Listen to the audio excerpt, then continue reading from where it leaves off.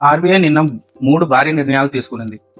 మీరు అందరూ rate cut గురించి మాత్రమే విన్నారు. కాకపోతే అసలు గేమ్ చేంజర్ మిగతా 2 నిర్ణయాలలో ఉంది. రండి ఈ 60 సెకండ్లలో మనం దాని గురించి డీటెయిల్ గా తెలుసుకుందాం. ఫస్ట్ వచ్చేసి 1,00,000 కోట్ల ఆర్బీఐ ఓఎంఓని ప్రకటించింది. ఓఎంఓ అంటే ఓపెన్ మార్కెట్ ఆపరేషన్స్. ఆర్బీఐ దగ్గర ఉన్న గవర్నమెంట్ బాండ్స్ ని తిరిగి కొనడం అనమాట. ఆర్బీఐ బ్యాంకుల దగ్గర ఉన్న గవర్నమెంట్ బాండ్స్ ని తిరిగి కొనడం అనమాట. దీని ద్వారా 1,00,000 కోట్ల క్యాష్ అనేది బ్యాంక్స్ దగ్గర లిక్విడిటీగా చేరుతుంది. దీనితో ఎక్కువ లోన్స్ ఇవ్వడానికి స్కోప్ పెరుగుతుంది అనమాట. అండ్ ఆర్బీఐ మరో పెద్ద బాంబు పేల్చింది.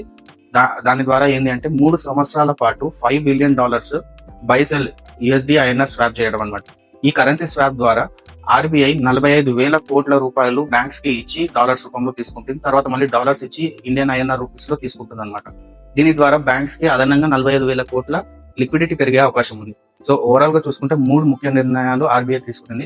ఫస్ట్ ఇది వచ్చి రెపో రేట్ కట్, సెకండ్ ఇది వచ్చేసి ఓఎంఓ ప్రకటించడం, దాని ద్వారా 1,00,000 కోట్లు అదనంగా జమ కావడం, అండ్ థర్డ్ వచ్చేసి కరెన్సీ స్వాప్, దీని ద్వారా 45,000 కోట్లు మనకి బ్యాంక్స్ లో లిక్విడిటీ పెరగడం.